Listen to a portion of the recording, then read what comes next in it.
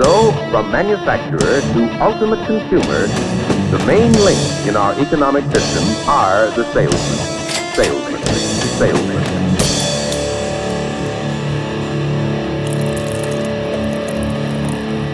Hey everybody, I'm Clint. Welcome to another episode of the Salesman's Guide to Beer and Business. Today, we have a used car manager, a detail shop owner, a radio control hobby shop owner, also somebody who started a wholesale business. Today we have John Arndt. John, thanks for being on the show, man. Hey, Clint, thanks for having me on your podcast today. Man, I'm glad you're here, and we're drinking of course, my all-time favorite is an IPA. We drink a lot of that on the show. This is Incarnation by Four Hands Brewing, and this is a different kind of IPA, if I would say so, because it's got a really what I want to call an earthy taste to it. You know, as one of the past episodes, we talked to Jacob Halls, who's what I'm calling the beer expert, and he said it's this would have what I would think he would describe as a very piney taste. I would agree with that. Absolutely. But it's still got a really good flavor to it. And that's, I think, what blows my mind. And the different hops that these brewers can do and the way they can make beer taste still is blowing my mind with every one. And, I mean, it's got a really nice golden taste to it. I mean, you wouldn't expect this from what I've seen out of an IPA. It's a lot darker from what I really am used to seeing, but I mean, it's got such a good flavor to it. So definitely unique. It is a good flavor.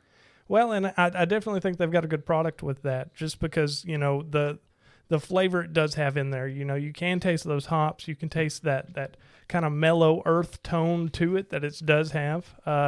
And I mean, obviously, we try and stick to some local brews. This is based out of St. Louis, Missouri.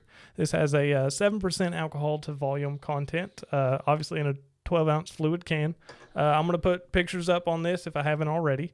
And Four Hands Brewing, they've got a couple different beers in their brewing inventory. They've got a tap room. I mean, they've got spirits. I mean, they do more than just beer, which is kind of rare for what I've seen in these local breweries. So absolutely, they've got a strong hustle game. I'm thinking so. Absolutely.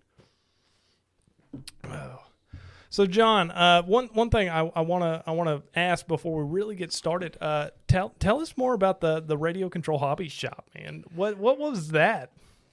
You know, I have a tendency to take a hobby and want to live it and do it 24 hours a day, and the need to make a living has dictated some of my moves in life. So I got into this with a product called Traxxas. Okay.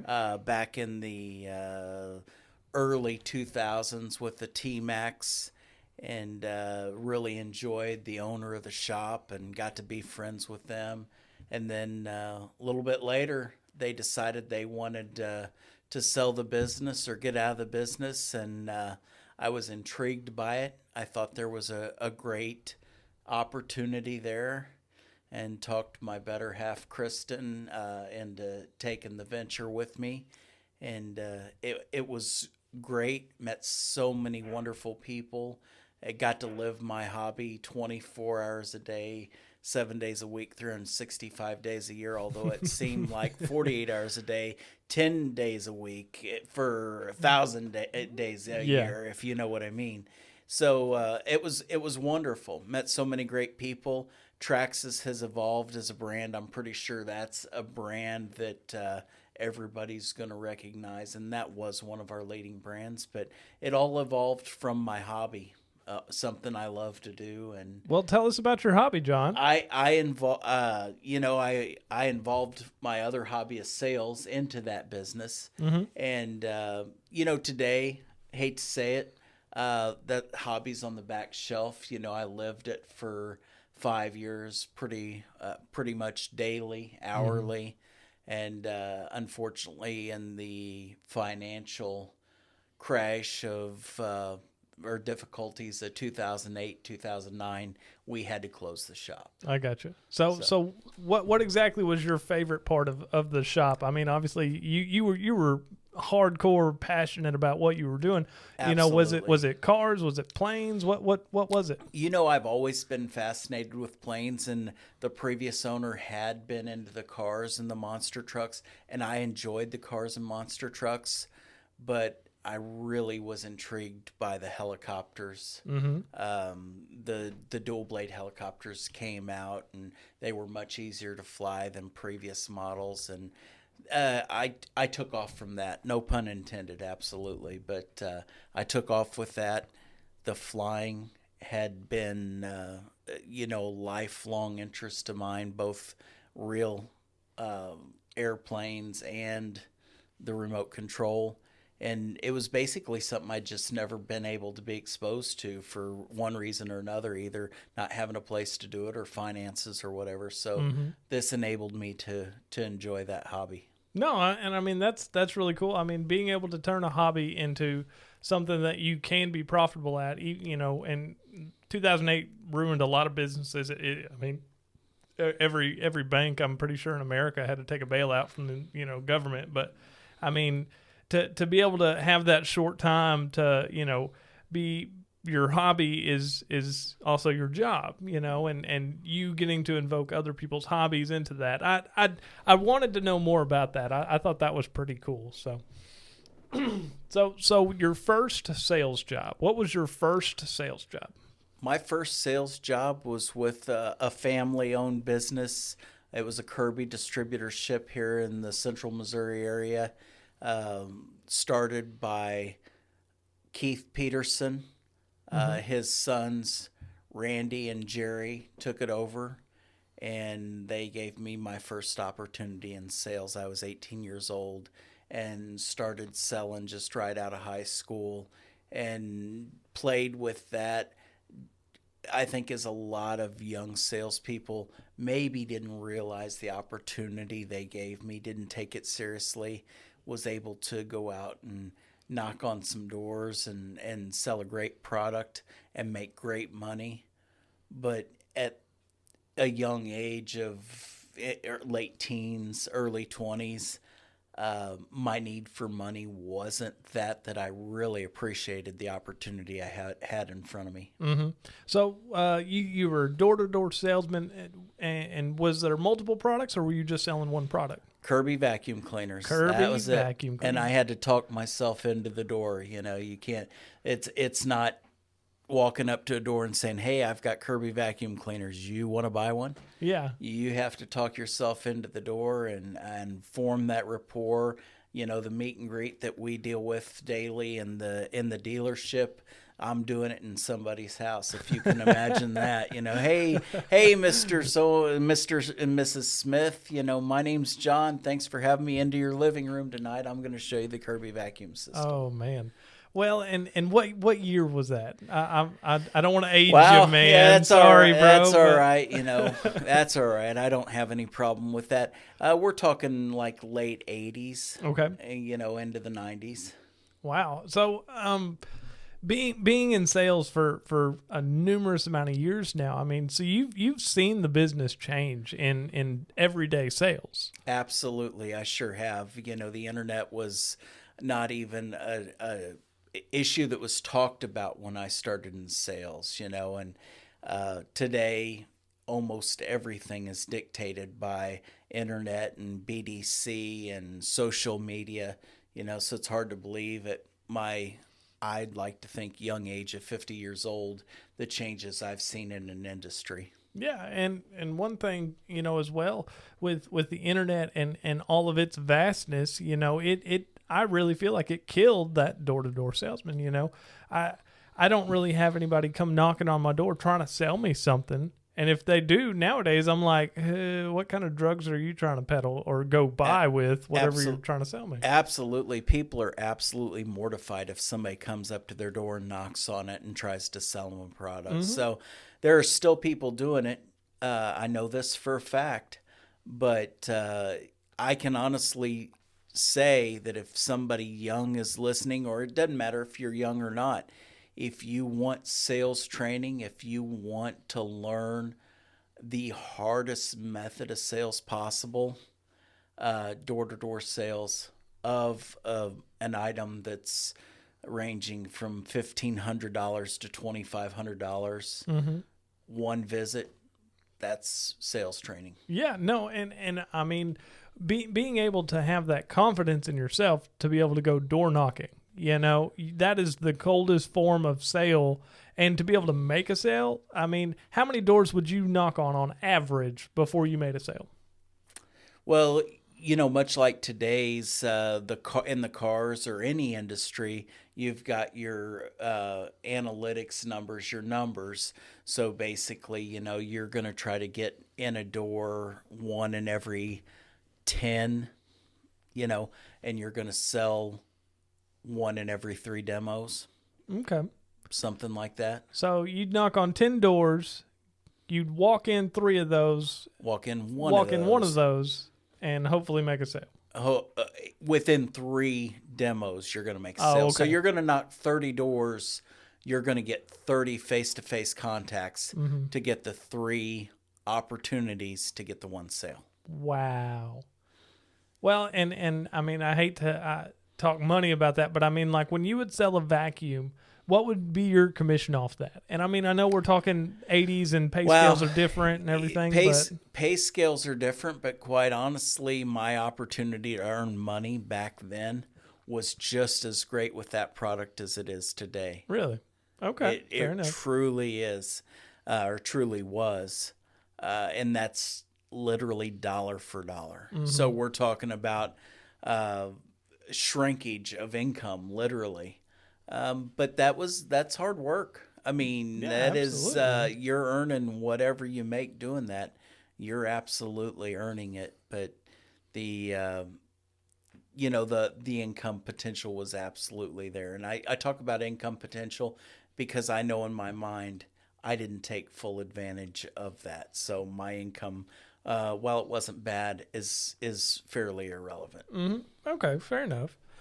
Okay, so what was your biggest fear getting into sales? So, when you were given that opportunity, and you talk about your opportunity and not the income part of that, and I respect that so much because I remember my first opportunity to get into sales and how much that's changed my life today.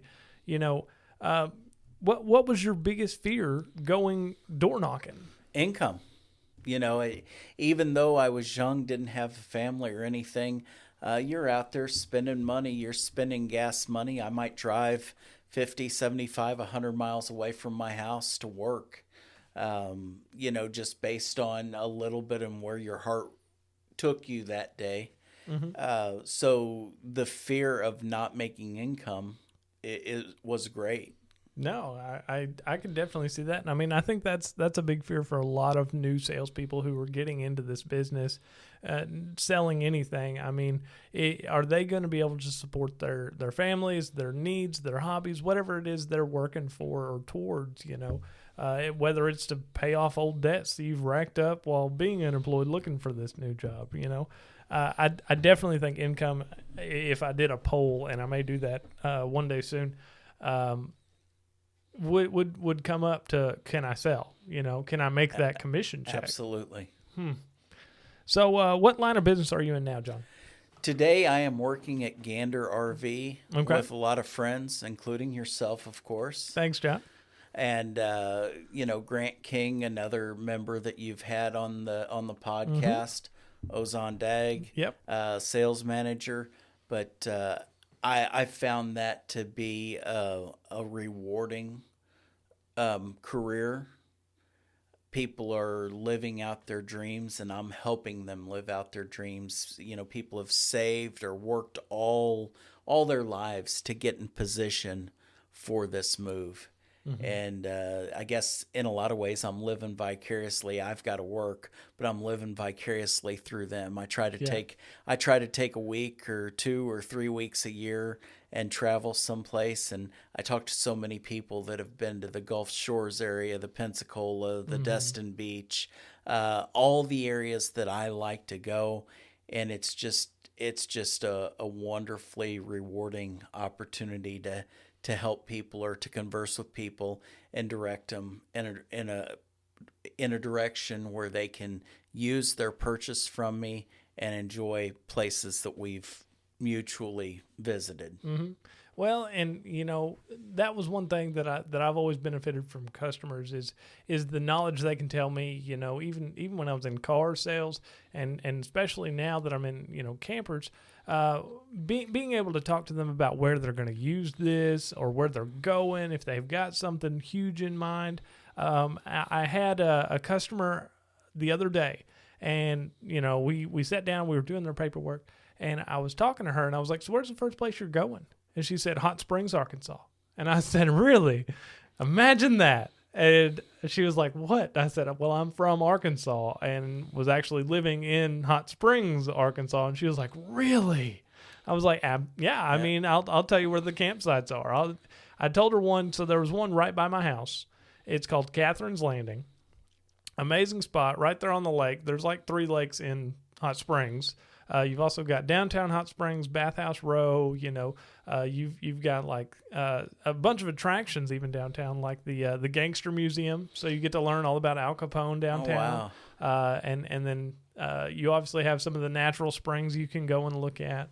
And even the casino. The casino's getting a hotel now. That's big news for Hot Springs, Arkansas. Right. And I mean, I was just telling her all this, and then got caught up, and I forget what we were doing. We were doing my job. We were doing paperwork, and I mean, I was living through her because I was like, "Hey, I know this great pizza place downtown, and I know this thing, and I know that, and this is where you need to go camp and stay because I don't know how many times I've been trying to get home and get stuck by somebody hauling a camper down there." So it came full circle, and I was like, "Oh yeah, I got a job to do. Hold on. All right, so please sign here." Right. But I get that, where you can live vicariously through your customers' experiences, or even help them out where they may have not been there. You can say, "Oh, down there on the beach, there's a little crab shack. You won't know it if you don't know it's there." Dewey Dustin's. Yep, exactly. Absolutely. So, I mean, being able to do that's always been the benefit of one of my, or benefits to the job, besides obviously getting a paycheck. But, I mean, helping that customer experience life and travel and I can go all day on that one. Sorry. Absolutely. That's great. So you're in camper sales now. Why would you say you're in sales? Is there something that attracted you to it from the get-go, or is it something you felt like you're just most comfortable in? Why are you in sales? Honestly, going back to as far as I can remember, my father was in sales, and I looked up to him. I always thought it was so great. We would be out, and he would see customers and have great conversations with them, and it was always obvious that his customers liked him and appreciated him.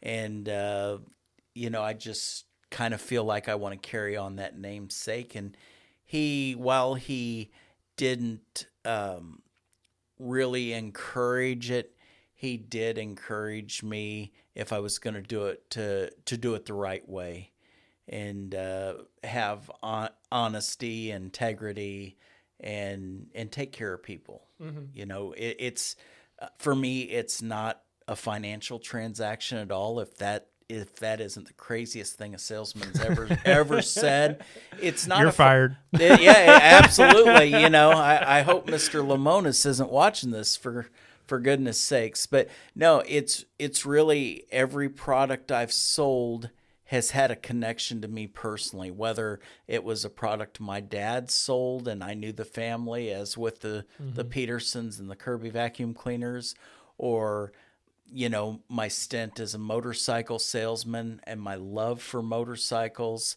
I also like RVing. I like boating. I like RVing. So it's always been about a product and relationships more so than income. Well, and I do think that is a great answer, because, if you don't, and we've talked about this before in past episodes, if you don't love the product and what it's used for, it's harder for you to sell it. At least it would be for me. I believe that's the case for me. Now, I have seen guys who can walk in and sell anything to anybody. And out of those guys, I admire that ability, but I find that they're a different kind of person than I am, and so I have to do things my way. That's the way I've been all my life, and my way is certainly not the most common way. But I have to make it work for me. Yeah, I mean, you've still got to make a paycheck. You've still got to sell stuff. But being able, and I think kind of what you were saying is you have to know that your customer is taken care of. You Very important. You can't be one of those guys who just walk in, sell 30-something, and then never pick up the phone for them again. Absolutely. It's of the highest level of importance to know that those customers are taken care of. So we've already kind of talked about the taking care of the customer. I mean, let's talk about some of the roles you've been in. I mean, you've been a used car sales manager, right? Yes, sir. So you've been in car sales, you've been in boat sales, you've been in RV sales, you've been in hobby sales. I mean, what have you not sold, John? Well, quite honestly, the only thing that drives me, and this is gonna floor some people, but either selling jet airplanes or aircraft, helicopters, things of that nature. That is in the back of my mind. That's and that's a lofty goal. Yeah. No pun intended, but that's something that, what would it be like? I mean, you've got to think those things run millions of dollars. Yeah. Well, and again, it's the product and the people.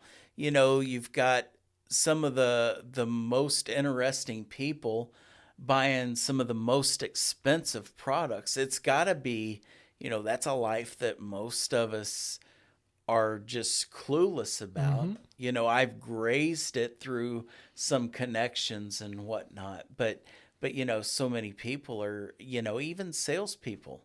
How many salespeople have thought, man, if I sold that Lear jet, I wonder who would buy that? Who would buy that Learjet from me? What would I have to do to sell that Learjet to somebody on this coast or that coast or in California? I don't even know what that entails. No, but I guarantee it's pretty darn interesting. Yeah, no, and I've always thought about the different things I could sell that I feel like I could be comfortable with, but it was never an airplane. I've never even thought about that. But you're right. Like that would be so interesting. Your clientele base, obviously being a higher limit or major corporation to buy a jet that you need it, That's a good point. I really like that. That's something to think about anyway. John, let's go sell jets right now. Let's do it. Let's just do it. Hey, Grant, we're not going to be in the morning, buddy. Grant, we will send you our resignation in the morning. Wow. At least this isn't live. You know? Exactly. We're going to be at work for many days before he ever sees this, so it's going to be okay. We love you, Grant. We love you. Oh, so what's one thing that keeps you on your grind? I mean, what gets you up in the morning, gets you pumped up, ready to go sell campers? The desire to be better than I was the day before. Mm-hmm. And I struggle personally. It's not something that everybody knows. I struggle with anxiety and depression. Mm-hmm. And to do a sales job with this weight on my shoulders, it can be just overwhelming. Mm-hmm. But, quite honestly, my team is what drives me. The love for the brand that I work for, Gander RV and Camping World, along with the Overtons and Gander Outdoor brand, combined with the team that I work with, is what keeps me going. That's what makes me go. So your team is what keeps you motivated. Is that what you're trying Absolutely. to say? Good. And I'm glad to be a part of that team. Thanks, John. Hey, thank you, Clint. So is there anybody in particular on your team that you would say motivates you the most? And I'm not talking about Grant. We've talked about him enough. Get him out of here. There's so many people on our team. I mean, you work with the same people I work with, and I find that everybody brings something to the table. And this isn't just at Gander RV. This is any place I've ever worked. Maybe one person brings a super good greeting and a happy, cheerful personality to the team. Another person brings the seriousness. Let's get this done. Let's make this happen. One of the people that I actually have a tie to, and he didn't know me, and I knew of him. But Dan Oswald has been on our business for a long time. Ultra successful.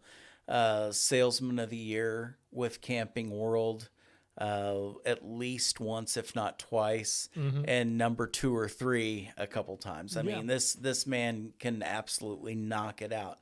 Sold Kirby vacuum cleaners for the same people I did. Really? Yeah. I didn't know that about Dan. Absolutely. And quite honestly, I didn't either, but anytime I meet somebody that's at his level, I am as mesmerized by him as a 10-year-old kid is by Michael Jordan.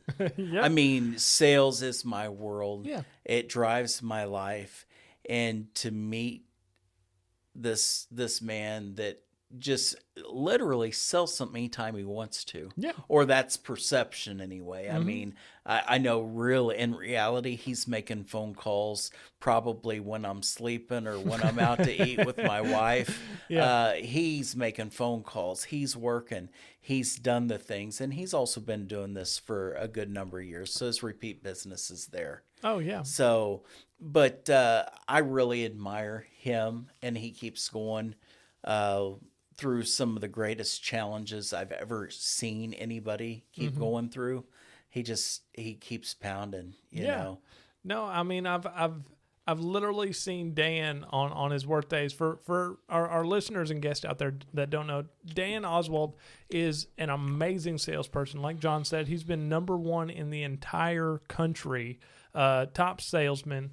And past couple of years, he's run into a bunch of health issues. The man still produces. The man still walks in the door every day. Sometimes he can barely walk. Some days he can't breathe. But guess what? He will still pick up the phone, call a customer. He will still show a customer a camper. He will still close deals with his eyes closed. He is phenomenal. And we have customers walk in every day that do not let anybody else talk to them.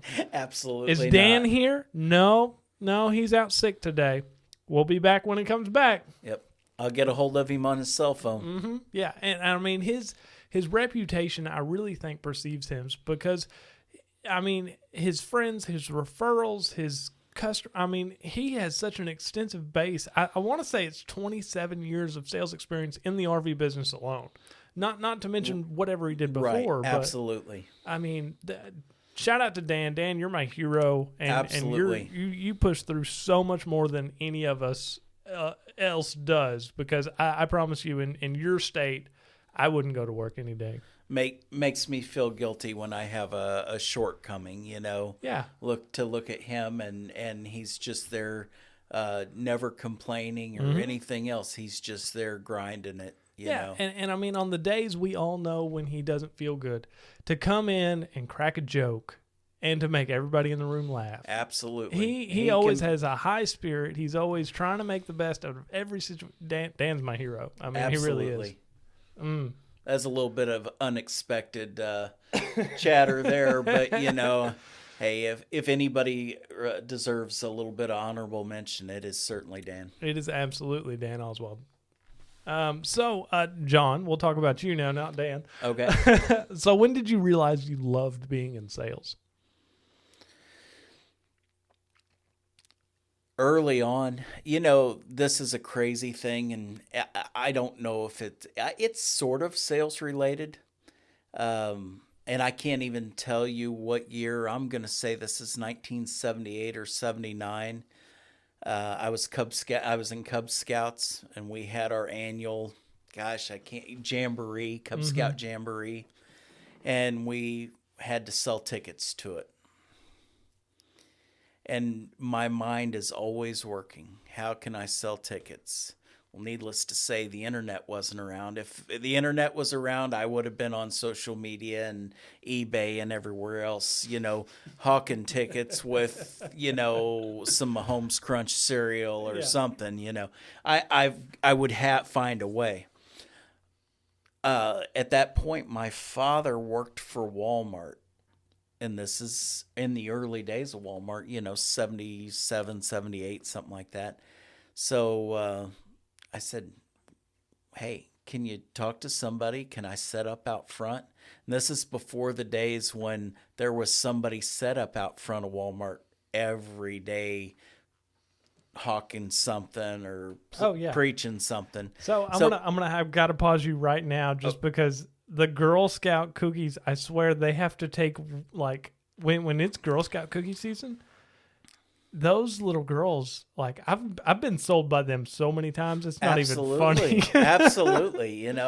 You can't, it's a wonderful product, and you got some cute little girl, hey, mister, can you buy some cookies from me? Yeah, we're trying to get a new place. I had one, if I could remember it. She told me some, like, sad story, and I was like, I don't know if this is true or not, but now I have to buy a box of cookies. Have to buy a box of cookies. I think her mom made it up, like, and was like, go tell everybody that we're trying to buy you some more clothes for charity, and your puppy died. Like, I don't remember the story, but I did. I got sold by this, like, 6-year-old little girl selling Girl Scout cookies outside of Walmart. Nice. And I was like, that just happened.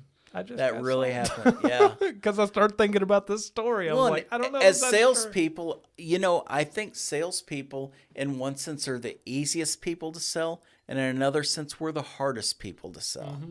So, and I want to break into that, and I'm gonna make a note here in a second. Finish your story about setting up outside of Walmart. I set up outside of Walmart here in Columbia, and sold more Cub Scout Jamboree tickets by a huge number than anybody else. And, it wasn't that big a deal. I clearly had the traffic walking by, but I had to address them and had to tell them, because I didn't just ask them if they wanted to buy a Jamboree ticket. I had to tell them what all we did, and we do crafts and we do arts and we learn skills. And your puppy died, right? And my puppy died. Yeah. And my puppy died. No, at that age, I wasn't that creative, unfortunately. I probably, and this goes back to another thing I believe, our best is never our best. Mm-hmm. There's always one more sale. There is. I believe that 100%. I mean, there's no final hurrah for a salesman, I don't think. I mean, like, it's never, all right, if I sell one more car, that makes 1,000 and I'm done. It's always, how many more can I get tomorrow? How many more can I get tomorrow? And when I was younger, that was probably my shortcoming. I didn't have that absolute drive. I had what I needed, and I was going to the lake with my friends. I was going to have a good time. I was going to enjoy it. I worked hard to get that much, but I know better today. Mm-hmm. Okay, so let's get into this selling a salesman. Okay, I've thought about this so many times, and because we know the inside scoops, we know the tricks, we know the word tracks, we know it all. I think we're easier on somebody who's not trying to sell us, but trying to say, "This is what we can do, man." I know where you're at. You know where I'm at. Let's compromise. That's me. If a guy just is honest with me, don't use your word tracks. I recognize them. I appreciate what your boss has told you to do, just like my boss tells me to do, even though sometimes I don't listen very well because I am who I am. Yeah. Don't follow me. Don't be like me, be opposite of me. You'll go much further in your career, and your boss will appreciate you a lot more. Yeah. But absolutely, if a guy is just honest with me and understands that I want to buy it or I'm not there, you're not going to lure me into a dealership by calling me multiple times a day, a week, a month. When I want to buy something, I want to buy it. And it's all about me being happy and feeling like you're shooting me straight and that I like you as a person. I want to help you. Whether you're operating off a $50 or $75 mini or you're making $1,000 commission, I buy from people because I want to help them. Well, and at the same time, and I mean, this relates to even your own sales as well as, if you were buying from a salesman, you're not going to buy from somebody who you don't like. Absolutely. I mean, and that's me. I mean, now that I've been out of the car world for a couple months now, like I keep thinking, well, what am I going to do if I want to go buy another truck? Like I have to be the customer. You have to sit on that side of the desk. I despise being on that side of the desk because I've been on the other side so long and be able to work my own deal and like put it all together and like nobody even has to know, but I'm just taking something new home tonight and they don't know I signed paperwork on it. That's what I've done for That's your deal. I mean the past 5 years if I wanted something new. And now it's like I have to go sit down, work numbers with the guy, go into the box, and then try and leave with that thing, Right, right. And you gotta, you don't have the freedom of going to the key box and getting the keys and opening it up and looking and realizing that you've got your Uconnect 8.4, and does this one have nav on it? Because hey, who knew that in the modern day of electronics, you can't just push a button and activate nav? No. Only our best engineers at damn near Chrysler could engineer this system. Oh yeah, absolutely. Did I say that? You did. Are you going to edit that out? Nope, I'm going to leave it because I loved it. Right. I always thought that was the craziest thing because anybody who's not a Chrysler salesperson or ever sold Chrysler, since they came out with the 8.4 Uconnect stereo, I think it was 14 to 17, they had what was called dealer installed navigation. And it was nav capable on the Windows sticker. So it didn't have nav, but it would confuse every single customer you ever talked to because it says 8.4 with nav dash capable. Doesn't say it's not nav capable, and it doesn't say it has navigation. It's nav dash capable.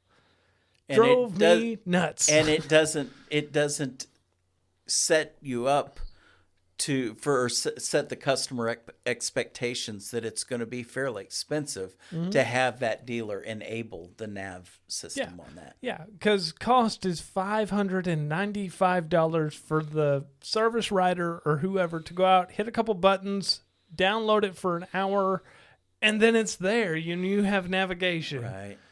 That was the biggest crock I've ever seen. We've seen it. We've seen it. I lived it, and it was terrible. I always hated when a customer would ask for nav on something that didn't actually have nav, and I would be like, I can get you nav. Yeah, absolutely. Yeah, absolutely. Enough about Chrysler. Gotta love it. Yeah, we can move on. Yeah. Let's move on. I could talk all day about Chrysler problems.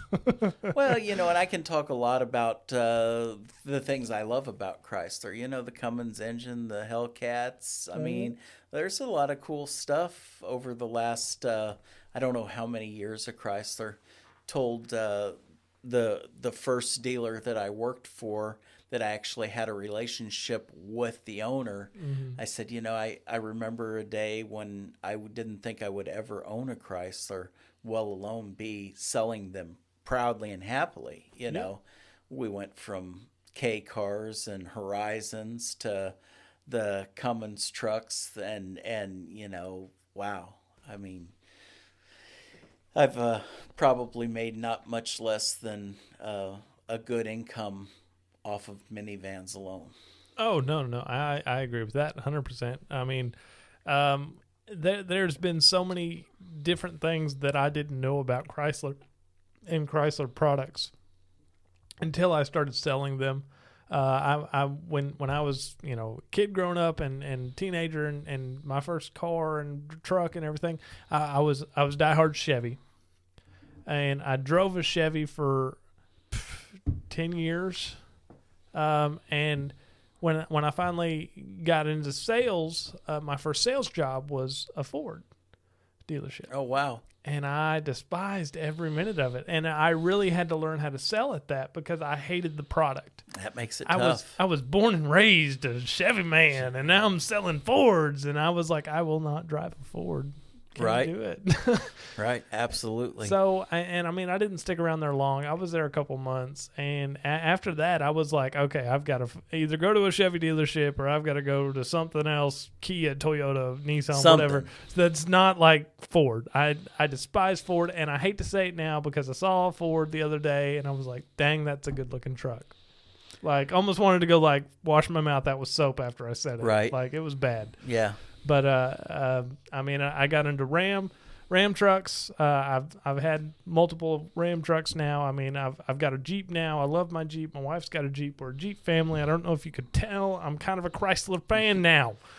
Right. I actually thought maybe Lee Iacocca or the Dodge brothers were related to you. As much Chrysler stuff as you have in here. No. My goal is to put enough of their crap on my wall that they sponsor this show, but we'll see what happens. I better keep my Chrysler comments to a minimum then. Yeah, if you could, it's okay. Okay. They've been given many letters by myself. Yeah, so. they know me too. If you can believe that. I still have multiple Chrysler sweatshirts, polos. I've still got, on my wall, I've still got my 2-year certification for sales consultant. Absolutely. I've got my expert pins box down there. I've got it all. The only thing I was really disappointed that they quit doing when I came in, and I'm not sure the year they quit it, but I was really disappointed once I heard it was available, was the Chrysler Expert Ring. Yep. I wanted the ring. I wanted one. I really did. So if anybody out there who is retired Chrysler and doesn't want their ring, please call me at something. I'm not going to give you my phone number. Sorry. Okay, moving on. So your first sales position was technically selling vacuums. How long did you sell vacuums? I did that off and on for 3 or 4 years, along with other stuff. So after that, what kind of job did you get into? Were you still in sales, or did you switch to something else? I tried because anxiety and depression. I tried to get into something else, but sales is what I wanted to do. Okay. It was hard, but it's what I wanted to do. And I had stints at different places, but ultimately wanted to get into car sales. I knew I wanted to get into car sales, and got on actually as a lot boy. Oh, okay. Yeah, I was changing batteries and airing up tires and everything else. And the owner of the dealership that I was working with back in 92 or 3 started taking me to the auctions. And he taught me how to buy cars at the auctions. Well, that's cool. As a lot boy, right? As a lot boy. Wow. So okay. that was a pretty big deal. And we ran 6 auctions a week, Tuesday, Wednesday, Thursday, 2 sales a day. And when I was at the lot, I was airing up tires or changing batteries or whatever, and started talking to some customers and just kind of broke in that way. And then wanted to move into the new car dealership. And so I went to the Chrysler dealership and broke into new car sales and was selling there in 95, 6, 7, and then moved. That was at the time the Chrysler and Dodge dealerships were separate. Then I moved over to the Dodge dealership where I was in sales, and then moved up to used car manager.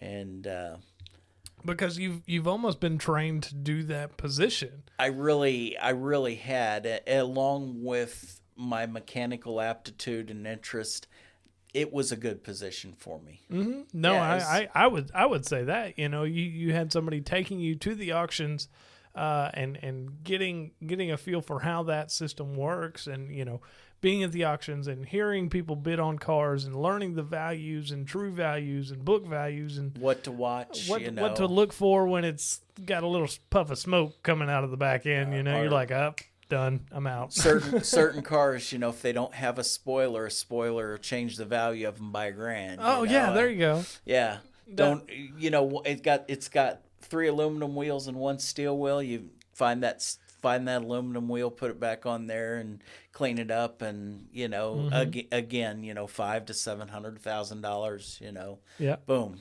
Well, and as a joke, I know the guy was picking on me. When I was probably 15 years old, I had a 95 Mazda Protege, and this was we worked at a pizza dealership.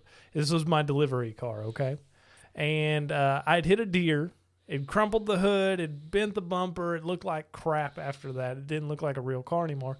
And I had a ratchet strap the hood down, never fixed Nice. it. And then started spray painting it, letting my friends draw all over it. I mean, this was a Picasso. I mean, it was Right. an abstract art. And one of the things I did just to be stupid and funny was I put 2 racing stripes down the hood of the hood that was all crinkled up. I put one big one down the hood, the roof of the car, and then I put 2 going down the back, like a joke, Right. like it's not supposed to be even. And I had a guy walk up, and he was like, "You know what those racing stripes do, right?" I was like, "No, what do they do? They look cool?" He was like, "No, they add 5 horsepower." I'm like, "Yeah, I'm sure they do, man." Absolutely, Yeah. I was like, "Yeah, that's 5 horsepower underneath that I-4 under her." Mm-hmm. Absolutely. I always thought that was funny, and I loved it. I mean, if I could still find pictures of that car, I'll post them, but I don't think I do. But, I mean, we nicknamed the car the Little Nasty because it was a big old hunk of junk. I mean, and I was 16, 17 years old. It was dirty on the inside. I mean, it was a disgusting car. Sounds like good times. Oh, it was, the younger days. So John, what does a normal day look like for you? I get up many times, anywhere between 3:30 and 4:30 in the morning, and I surf the news and I read industry news. Even though I'm not in management, I read a lot of industry news, financial stuff, watch some motivational videos. I spend time thinking. I shouldn't spend so much time thinking, but I spend a lot of time thinking. And then, I live about 45 minutes away from the dealership, so I get ready and, of course, head to the dealership, do my best to be there by 8 every morning. I'm usually there between 7:30 and 7:45. And we go through our morning meetings and everything, and then I go to my office and I touch base with my friends often, hey, what's going on? It kind of lifts me up, and from there, make the phone calls, send the text, look at inventory. I try to get out to the lot, know where my inventory is and what I have in inventory, and know things about my inventory, not just know what I have, but know the condition of it, so that if somebody comes in or calls on a particular unit, I've got information right then to give them. It's in really good shape. It's pristine. I had a couple weeks ago from Arkansas, Mm-hmm. and they switched. It was late at night. I don't remember if it was a Wednesday or night or Thursday night or what night it was, but I'd been talking to him on a toy hauler travel trailer, and he said, "Man," he said, "that weight's just too much for my truck, but we really like the way you've dealt with us.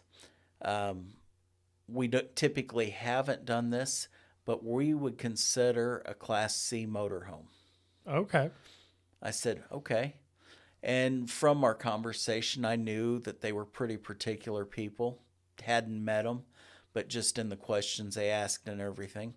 And I happened to know that we had a motorhome that was a few years old, but had very low miles on it and was just in pristine condition. And I picked it out of the air, shot it to them.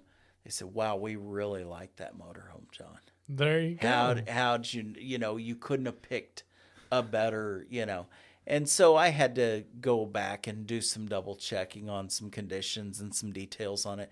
But that was a case where me knowing what I had and just having an inkling that it was the kind of deal they were looking for helped me put that deal together. And it's about working smarter at times. I do work harder. I work harder with a customer rather than scurrying around when I've got a customer looking for something. I would rather scurry around putting that deal together with that customer, so that's how I do it. Again, I don't do it. I'm not the typical salesperson, and I don't know that I do it the right way, but I have some success, and I just, every time I sell something, I pray it's not the last thing I ever sell in my lifetime. Yeah, no, I'm with you there. I mean, just like me when I was on a sales floor, I mean, every time I would meet with a customer, I had to tell myself in my head, "You're going to sell them something. You're going to sell them something." And 50%, 30%, whatever my closing ratio was that day, it would work. But it was that self-motivation in my head, like, you're going to sell them something. So I didn't, immediately go, "Oh, they're looking for that brand new Ford F-250 or whatever it was that we don't have yet." Yeah, we don't have any, guys. I'd never give them another thing to look at. I'd just be like, "Yeah, we don't have them. Give up. Right. Sorry, I'm done." And that's part of sales, I think we're all guilty of that, and if we slow down and if we can build a little bit of rapport with a customer and ask them, "Why do you want the new F-250? Or why do you want what you say you want?" And, sometimes people, including myself, I'm not just saying that your typical retail buyer thinks they know what they want. Sometimes I think I know what I want. And when I get to talking to somebody who knows the product, I realize, hey, I need to reevaluate my position, and maybe I need to listen to this guy because he sells these things every day. He knows what's going on. Well, and I mean, I've done that numerous times since I learned how to do that. Once I learned that, when somebody comes in and says, "I want this, this, and this," they don't even really know what they're talking about most of the time. I mean, like, if they say they want a diesel, they need 4-wheel drive, and they need a long bed. Okay, tell me why. "Oh, well, I've got this flat bottom boat that weighs 1,100 pounds. I got to have a diesel." That boat probably weighs 1,100 pounds. Yeah, that's right. You don't need no dang diesel. You could pull it with a 4-cylinder Ford Ranger. I get that having a diesel's cool. Hey, I absolutely get it. I've had, I don't know how many diesels. So that's cool. Yeah, I get it. But do you need the latest and greatest? Is that what's in your budget? Well, and that was where I was going to go with that. I'm glad you said that because I know we're on the same mind track there. Your budget is $10,000, and you want a diesel 4-wheel drive long bed. Yeah, that's a $40,000 truck. I mean, That's what you're asking for because the 8-foot bed's going to make it a little bit more rare. Diesel, low miles, 4-wheel drive. And you're not paying cash, you want to finance that, so it's got to be a certain year model. Yeah, you're talking about 30 to 40 grand there. Yeah. I don't have anything in that 10 grand. You know what I'm saying. I mean, being able to back them down and say you're only pulling 1,500 pounds max with tackle, with everything, whatever you're hauling.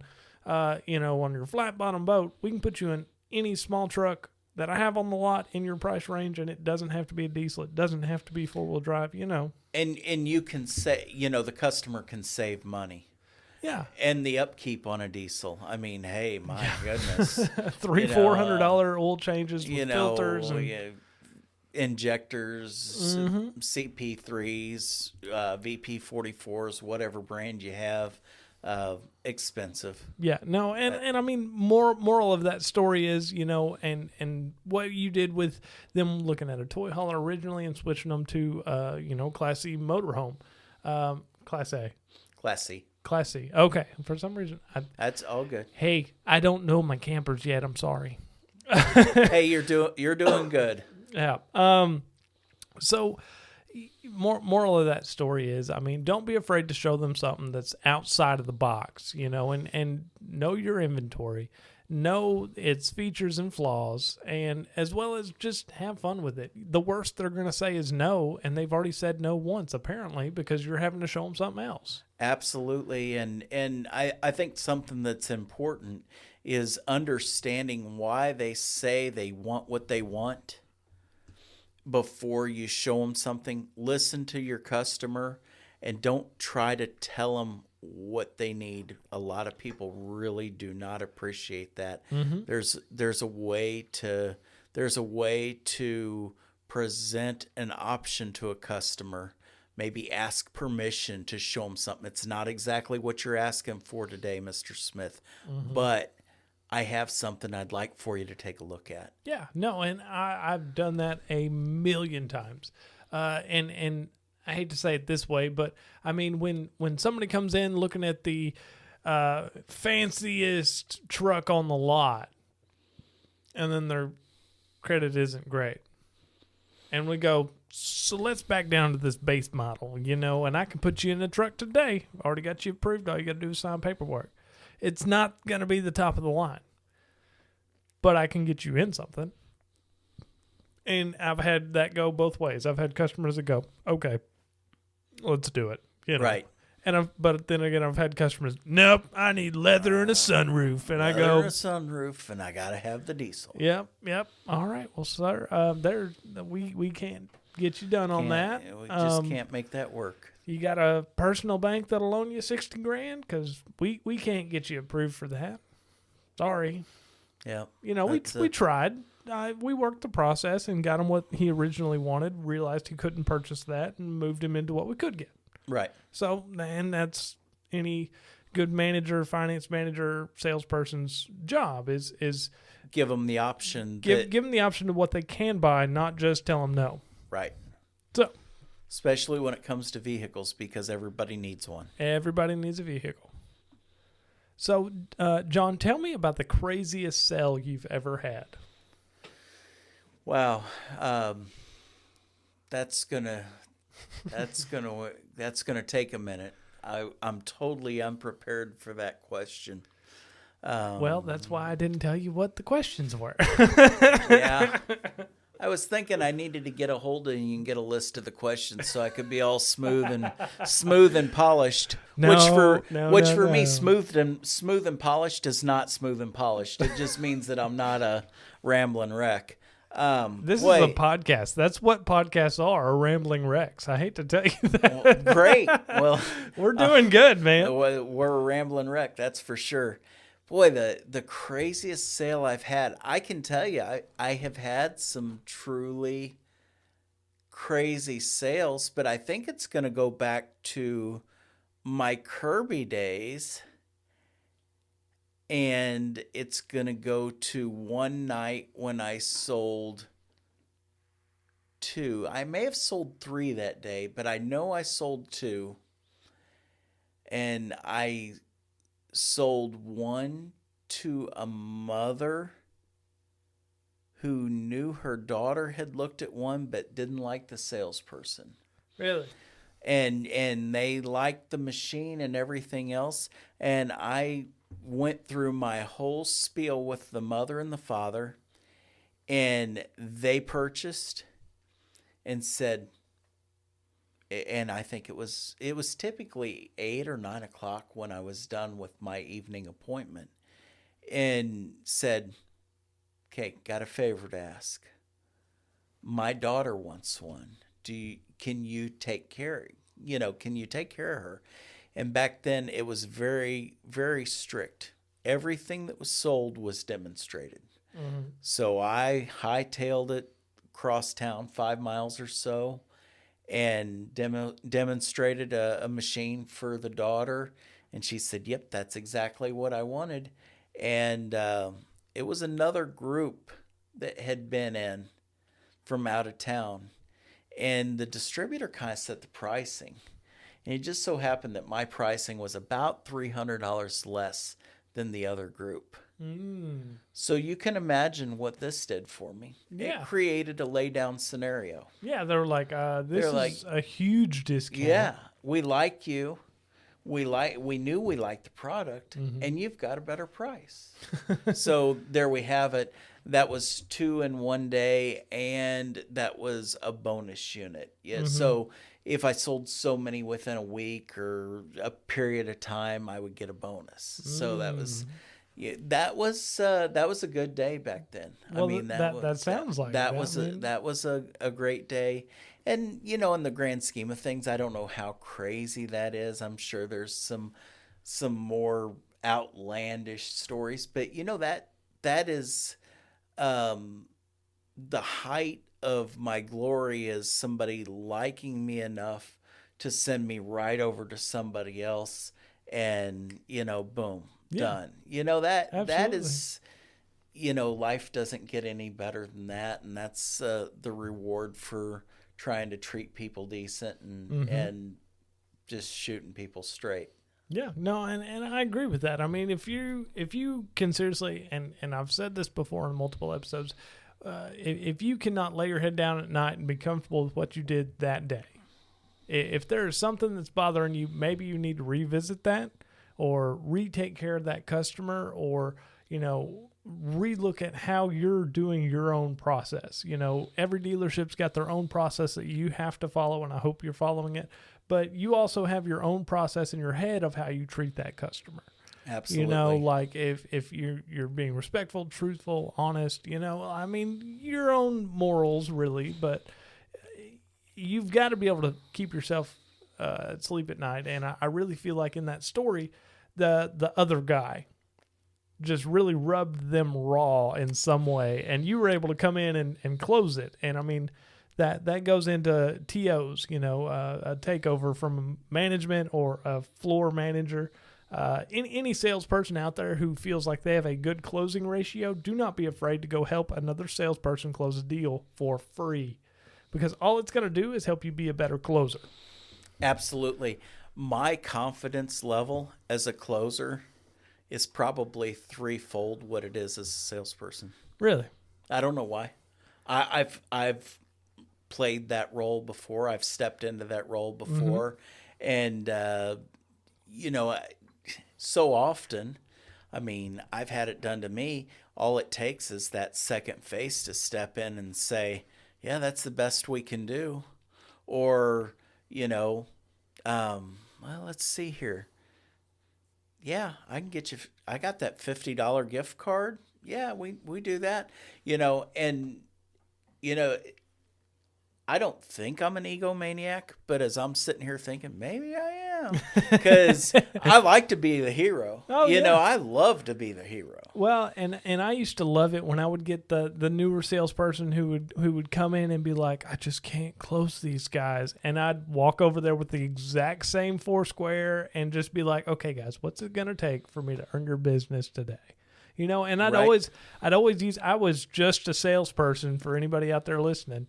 I was just another salesperson who had experience, knew the products, and to be able to walk over and say, I'm the floor manager. I manage the floor. Just And something about them hearing from a manager, as small as a role that is, I manage the floor. Do you know what that means? I could push a broom. It doesn't matter, you know.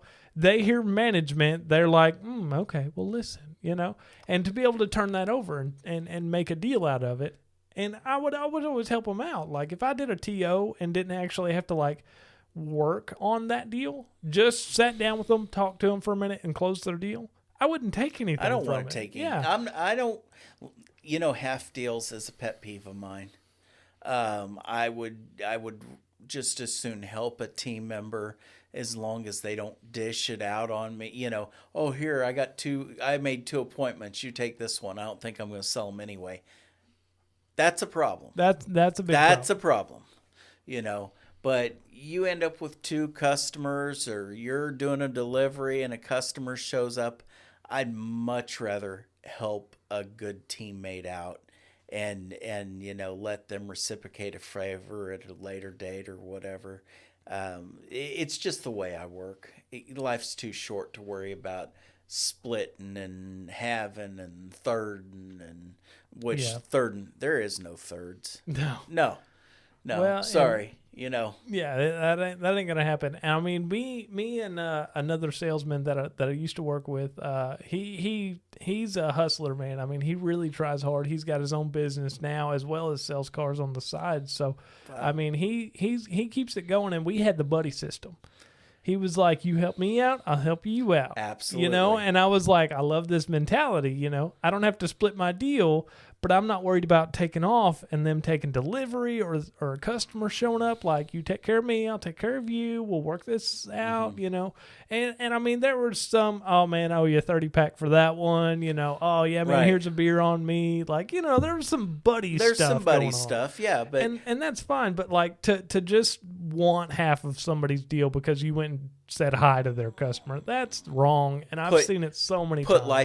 I put license plates on that car for you, you know. Yeah, I went and got gas for you in the car. I went and got gas, took it through the wash bay, got gas, and put their tags on it, you know. Half deal. Need a half deal. Yeah. Now, and on the reverse side of that, a salesperson who has neglected a deal that you can pick up and close and take care of them, that's a different ballgame. Different ballgame, absolutely. I've had customers walk up to me and say, hey, can you help us? Because we can't even get him. We don't know where he went. Exactly. I'm like, how are you still in a sales position if you do that? I mean, I don't get that. Future management. What are you trying to say, John? Oh, I'm sorry. Hey, we've both been management, but we've both seen people in management that didn't belong there. No, I agree with you 100% on that. All right. So,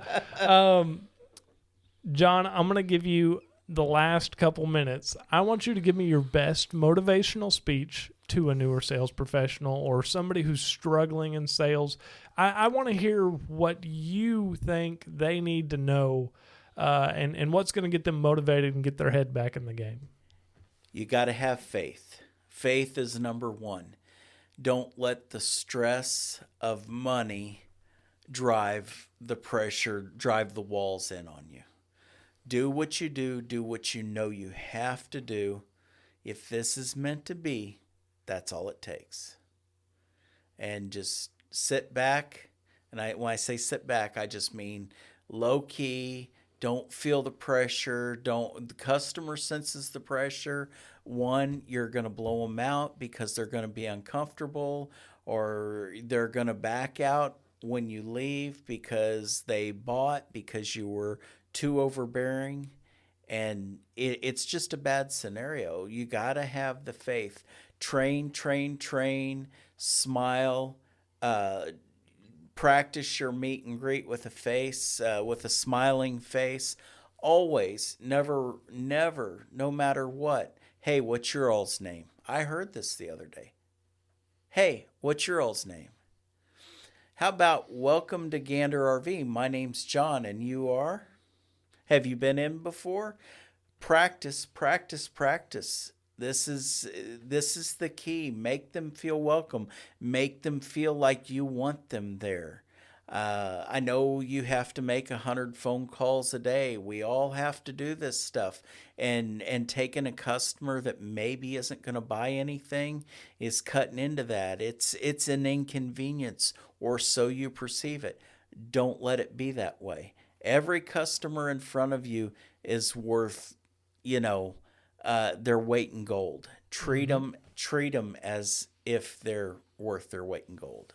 Be thankful for everybody you get to talk to, no matter what their socioeconomic level is, no matter what their credit is, no matter what story they tell you that leads you to believe they're not buying something from you today.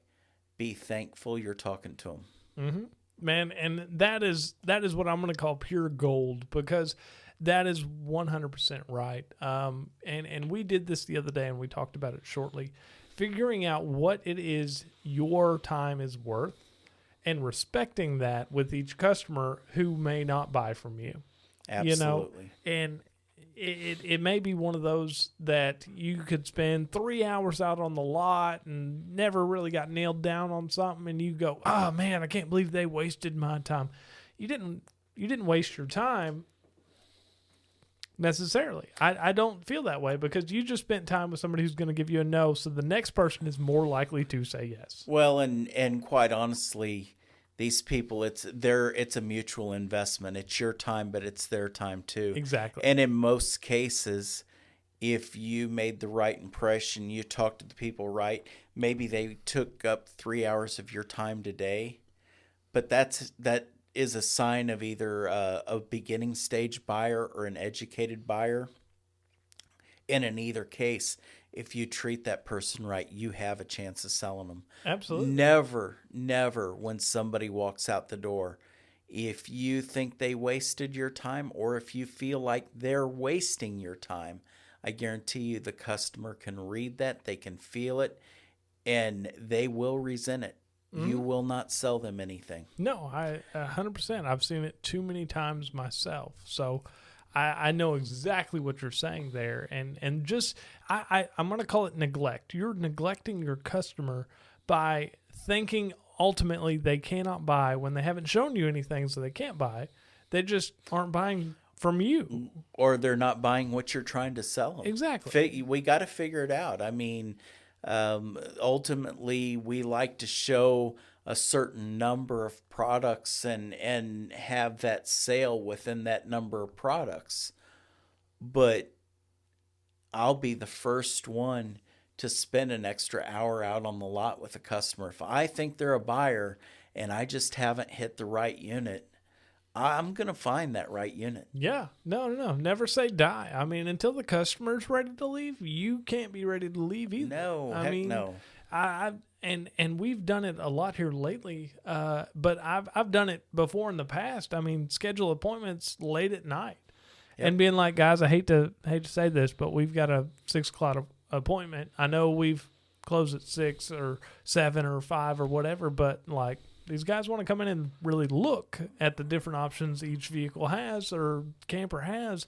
I got to do it, I'm excited about it. I've got an appointment. I'm going to sell something tonight, Absolutely. Treat your customer like gold, and they will be. Absolutely. Okay, John, let's wrap it up, man. I'm going to give you the last couple minutes here to tell the audience if they are in the camping market, where they can find you.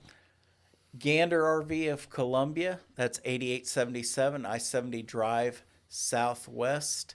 Of course, you can reach me at the phone at the dealership, 573-303-3490, extension 1202, or hit me up on Facebook. I'm easy to find just about anywhere you want to catch me. All right. So do you have a cell phone number you want to give out there? 573-291-6187. Awesome. So everybody, if you're looking for a camper, give my guy John here a chance. He's if you haven't been listening, he is one of the true salespeople of today who's going to respect your time as well as his. He's going to take care of you before, after, and during the sale. And I promise you won't go wrong with that, because he's going to get you everything you need. Guys, thank you so much for listening. Thank you so much for watching if you're on YouTube. Don't forget to like, comment, and subscribe to all of our channels. We've got Spotify, iTunes, YouTube, Google Play. We're on Facebook. We're on Instagram. We're on Twitter. Guys, just thank you so much for everything you've done with this podcast and helping it grow. Continue to be out there. Stay hustling, stay grinding, drink responsibly, and drive safely. Y'all have a great night. Thank you. Helping the customer buy, helping him to know the product, helping him see sales features that he, in turn, can use to sell them. That's part of selling. How well could you do?